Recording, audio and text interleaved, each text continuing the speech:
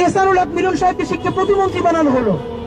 ভদ্রলোক এমন একটা কাজ শুরু করলেন, হেলিকপ্টার নিয়ে প্রতিদিন বিভিন্ন পরীক্ষার কেন্দ্রে হানা দেন। এই দেখা যায় বরিশাল, এই তারপরে রংপুর, কাউকে সাথে না নিয়ে কেন্দ্রের সামনে দিয়ে লাফ দিয়ে পড়ে গিয়ে গ্রেপ্তার করে। আমরা দেখলাম বরগুনা মোকামিয়া থেকে প্রিন্সিপালকে অ্যারেস্ট করে এসে ঢাকায় নিয়ে আসছে। আমার জীবনের খুব একটা গল্প মনে আছে, পলিটিক্সটা ছোটবেলা থেকে আমার মধ্যে ছিল, এটা অনেক গল্পে বলেছি। চায়না মাঠে খেলতে গেছি, আমাদের মাদ্রাসার সামনে যে কেন্দ্র, কাউরে না পাইয়া বাসায় ফিরবো, পরীক্ষা চলে, তখন দেখি ছোট্ট একটা হেলিকপ্টার নিচের দিকে পড়তেছে। আমার হঠাৎ মনে হলো, কিরে এহসানুল হক মিলন, উনি তো বিভিন্ন জায়গায় যায়, এইটা কি এইটা নাকি?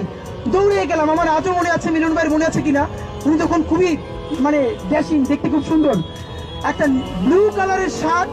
উনি হেলিকপ্টার থেকে দরজা খুলেই উল্টা দিকে জোরে দিলেন দৌড়, উনি কেন্দ্র চিনতেন না। তারপরে ওনাকে অন্যরা বলার পরে উনি পরীক্ষার কেন্দ্রে আসলো, 15-20 জনকে মুহূর্তের মধ্যে এক্সপেল করে পুরো বরিশাল বিভাগে 10 থেকে 15টা কেন্দ্র গেল।